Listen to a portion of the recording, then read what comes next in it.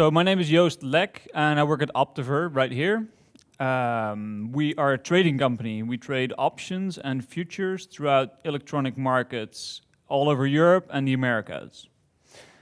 Our traders do that from trader desks that look a lot like these. It's actually one floor above where we're sitting right now, and there are these huge 2-workstation, 6-screen monstrosities that they use to drive our completely custom, in-house built trading software. As an application engineer, it's my responsibility to make sure that we monitor these applications, that we deploy them into production, and that we resolve incidents in that production environment. And I automate all of the automations or all of the repetitive tasks that I have in Python. And when I started here 6 years ago, we were running exclusively Python 2 software. Over the last year and a half, 2, we made the transition to Python 3, and I learned a lot of things in that process, and there's some of those things that I learned I want to share with you tonight. So let's first take a look at how we actually got here. In 2008, the initial release for Python 3 was made. And the Python devs made a quite daring choice, saying we're just gonna fix a few mistakes from the past and drop backwards compatibility. That also meant that everything had to be rewritten. All of your programs, all of your scripts needed to be adjusted to work on Python 3. In hindsight, this was a mistake. In 2010, the last Python 2.7 or the Python 2.7 release came out, and that was the last branch or the last release on the 2 branch. And they set an original deadline for 2015 for the migration to Python 3. That too turned out to be ambitious, and they wound up extending that deadline to January 1st, 2020. That's only in 11 months, so that's quite soon. So you'll probably need to start your migration if you haven't already. And from the votes or from the hands that I saw earlier, it seems at least a big chunk of you are still in that process where you have part of your stuff on Python 2 and part of it on Python 3. And this might be relevant to you. So how do you start migrating stuff that's in Python 2 right now into Python 3? It's a challenge that I found myself facing here at Optiver as well, and I encountered 3 specific people in my organization. You see, most people, and I assume most of you as well, aren't working on your own in your attic on the next Bitcoin version, but instead work in a company. And you'll have to deal with people that, with your coworkers and the rest of the company that makes decisions on what you're going to be doing as well. So one of the people you might encounter is your manager or some other person that makes decisions on what you're going to be doing and whatnot. You'll recognize these people by their lingo. They're usually talking about like deadlines and sprint planning and budgets and all that stuff. So if you say to them, can we move to Python 3, they'll ask you why. And one of the reasons you could give is, well, a very wise Python community said a 1st of January 2020 deadline for migrating, so we should get going. And if you have a manager who's somewhat like mine, they'll say, well, we don't have a contract with that community. We don't really care about their opinion. It works, right? So why would we move? So maybe performance is more of a better angle to prove this to your manager. But how are you going to prove the performance gains or the supposed performance gains from moving to Python 3 if you haven't moved yet? It's a chicken-egg problem. So that leaves very little arguments. One of the arguments that I found most powerful is actually recruitment. A lot of you work here in Amsterdam, and a quick Google search yields a huge number of companies here in Amsterdam that are recruiting Python engineers right now. And I think as an organization, you should really be asking yourself, if you're recruiting Python engineers and in a year or maybe 2, you have someone interviewing for a job at your company and they ask, say, which version of Python do you run anyway? And your answer is 2.7. Are they really going to want to work for you? So this might be an argument to convince your manager that it is really time to start migrating. So let's say you're at that stage. Oh, sorry. I almost forgot. I have a little anecdote as well. There is a tech company here in Amsterdam. I'm not going to name a name, but you'd use their website to book a vacation, right? And they're sort of known for the fact that most of their backend is written in Perl, or was at one point in time. And even up to this day, they have trouble recruiting engineers to work on their backend because there's seemingly very little people who are enthusiastic about coming to work on their first day and getting a stack of Perl books and the message, just go and learn this because you'll need this. So again, let's say you've managed to convince your manager. Now, if you're working in an environment like this, where there's actually people who govern what goes onto your production systems, the next person you might encounter is a sysadmin or a infrastructure specialist or what have you, name him or her. And they tend to say no a lot. You're not going to convince them with a recruitment angle, right? That's not going to fly. So you'll need to look for different arguments there. Let's say the vendor roadmaps, a lot of the OS vendors, a lot of specifically the Linux vendors have already said that Python 3 is something that's coming. They're not going to be supporting Python 2 indefinitely. Some companies have said we'll extend the Python 2 deadline for a bit, but do you really want to depend on that? The security angle will work here as well. But again, performance is not really something that's their forte, and they're not really going to care that much about it. So after you've convinced your manager and your sysadmin, you now have a version of Python that's running on your production farm, and you can actually deploy applications there. In your next team meeting, you say, shall we build something in Python 3? And at the other end of the table, there's these two guys who say, yeah, no. I've actually encountered this here in Optiver as well. This year even. Engineers who simply say, well, Python 3, but 2 works. Why do I need to change anything if it still works, right? And it can be hard to convince them. But this is really where the performance angle will shine. In general, engineers can be convinced by showing small bits of code and the difference in performance between 2 and 3. I'm not going to list the technical details here, but it's an angle you can use. A different angle is the features and benefits. In the Python 3 standard library, there's a lot more functionality there. Sure, some of it's backported or available as packages, but in general, I'm still going to name it Wojtek. The UTF-8 and Unicode support is really, really handy. Stuff like async IO is just a useful construct to use. So once you get to the stage where you've convinced your manager and you have your sysadmin install something in production and your coworkers are sort of okay, it's just a matter of starting it, right? You just go and migrate. Again, it's not that simple.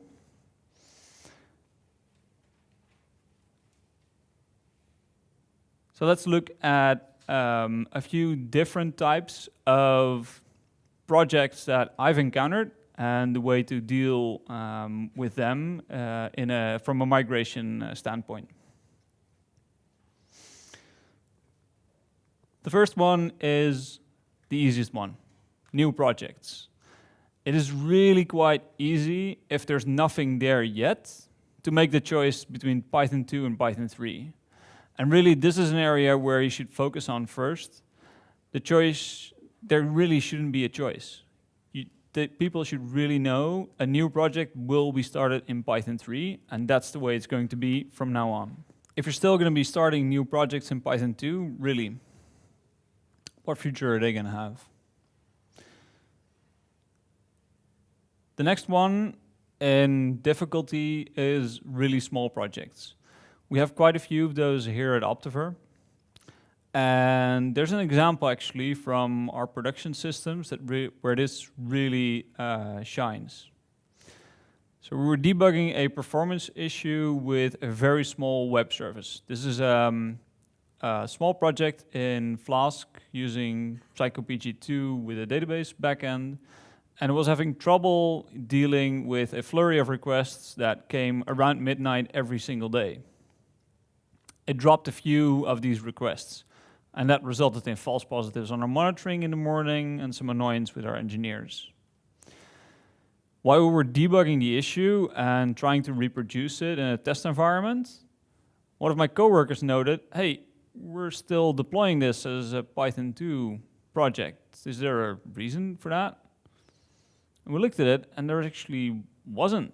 There's just no code in there that was 2 or 3 specific. Nobody had just bothered to re-release the project as a Python 3 based one.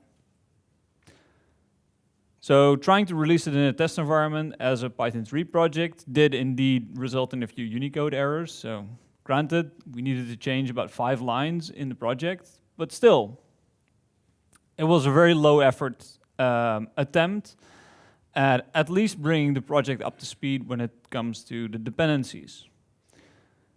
Lo and behold, the request times or the response times for requests in this specific web application dropped by about 40% just from that move. And the performance problem, therefore, vanished as well.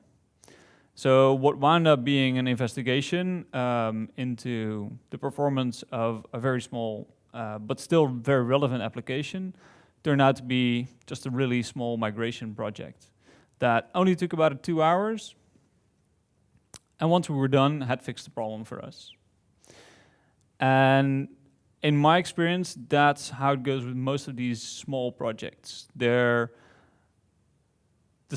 really the stuff that has only a handful of dependencies, and you can easily or fairly easily migrate using the automated tooling that's available. So then there's the medium-sized projects, right? And it's really hard to determine what the difference is between a medium and a large-sized project, at least to me. So for the purposes of this presentation, I'm going to say that unless your company has just one project and it is humongous, and that's what all of your development efforts go into, there's probably medium-sized projects as well. So there's something that comes to mind right now, a project that has a few dependencies, there's quite a significant chunk of code there. You're not going to be making a change in your first day that you're joining the company and working at this project. It is slightly bigger.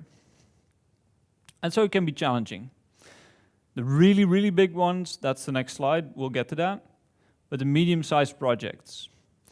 Again, the tooling will help here. There is conversion tooling available, there is ways to run tests on both 2 and 3, and you should really leverage those. But it's not going to be enough. You'll also need to make sure that these tests that you're doing are able to run on both 2 and 3 at the same time. And that's to prevent one of the biggest pitfalls when it comes to migrating medium-sized projects, which is turning it into a big bang migration. If what you're going to be focusing on is taking your project as is and working on it until it is completely ready to run in Python 3 and then do a big bang migration, you're probably going to try and stop new features from coming in and all that kind of stuff. That's really a big risk to run in a project like this. If you're going to be working on a migration for a medium-sized project, don't halt new features coming in. Instead, just make sure that the code base works on both 2 and 3. I know that sounds easy, and nowadays it relatively is. Try and make sure it runs on both 2 and 3, and then at some point, stage the actual turnover from the 2 to the 3 base. But as soon as you start adding 3 only code or do a big bang migration, you're going to lock yourself out of that 2 platform that it was running on perfectly. Then we get to the big projects. I'll admit, that's not my area of expertise. We don't have really big Python projects here. Nearly all of our production trading systems are written in C++, and the Python engineering that goes on at Optiver is mostly for support systems like deployment, like monitoring, like auditing and testing. So I want to point you to an example. There's a semi-famous talk by the engineers behind Instagram on their Python 2 to Python 3 migration. I'm not going to rehash the entire talk here because it's an hour long and it's really worth your time if this is a problem you're dealing with. But basically the gist is this. Their entire company's software is one big Python project that gets shipped to their production servers, and every production server can handle every different request that comes in. They use some request routing to make sure that endpoints wind up on servers that run them, but the whole code is in this one big project. What they wind up doing is they build a test farm that runs their tests on both 2 and 3. Then, of course, on 3 nothing works. They spent months and months and months to get the first basic tests up and running in both 2 and 3. So they now have a somewhat working in parallel version. And then as soon as they have the first test running, they basically tell all their developers, if you break a test in either 2 or 3, you need to fix that before releasing that specific bit of code. That results in basically pulling every single developer into the migration, because now everybody needs to do a bit of migration, and it winds up snowballing and taking a lot of time. They eventually wind up spending months and months on the migration. Once they figured out they could move one of the endpoints and saw a performance benefit, only then was there buy-in from their management, because there was now a bottom line impact. For Instagram, as they're running everything they have on virtual machines, some more optimizations or some better runtime footprints on memory and CPU usage translated into the bottom line directly, and that's what got them priority. I don't think this is a blueprint for how you should handle the migration. It shows that if all of your code is in one single project, you're gonna have a really hard time getting started with your migration. From my perspective, it makes a lot more sense to tear apart a project like that and implement something new or something existing within such a huge set of functionality as a new, I hate the buzzwordy thing behind it, but a new microservice. So just throw Celery in there, fork off a bit of your code, or build a new feature in a separate process and turn it into essentially a microservice.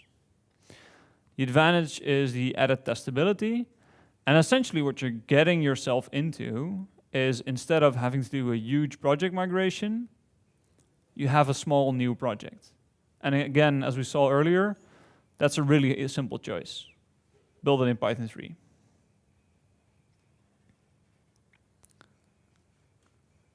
So that's talking about a few different sizes of projects. And let's say, I think that goes for most of us here, if I recall the votes earlier. The next challenge you're going to have, and something that we'll be facing with as well, is finishing things up. And finishing things is hard. Upstairs here, behind my desk, I watched the trains for the North-South line pass by for months and even years on end before we finally got to a stage where we could actually travel on the North-South line. So anyone working or living here in Amsterdam will know what it's like to wait for a project like this, or a project with a huge magnitude, to finish. And I think converting your entire existing code base to Python 3 is always going to be hard, and is always going to be a long project. That might not be the case if you have a really young company, but in Optiver's case, we've been around for over 35 years. We have a bit of legacy code here and there. I'll also admit this is an area where we're not doing too great yet either. We still have a few legacy projects that are on Python 2 that not a lot of people are touching, that still need to be migrated, and we're looking for ways to get started on that properly and with some priority. Granted, there's also some OS-dependent code, and since our base OSs, CentOS, are still Python 2 based, that's probably going to disappear at some point later in the future. So, to recap a few things. We saw 3 kinds of people you need to get on board for your migration. And I think it's fair to say that the recruitment and the performance arguments, they might work with your manager, but don't bring them into your coworkers or into the discussion with your infra specialist, right? With your coworker, focus on the performance argument and the new features that are in Python 3. That will get them convinced quite easily. If there's anything you take away from this presentation, I'd like it to be one of these 4 things. There's tooling out there that really helps with the Python 3 migration. Nearly all libraries have been converted, and that's really not an excuse anymore. If you have a project that's too big to migrate or too big to fail, look to microservices or splitting it up as an easier way to migrate. And please, for the love of God, add tests to your project. With that said, I'd say get on with it, because there's only 322 days remaining. Thanks.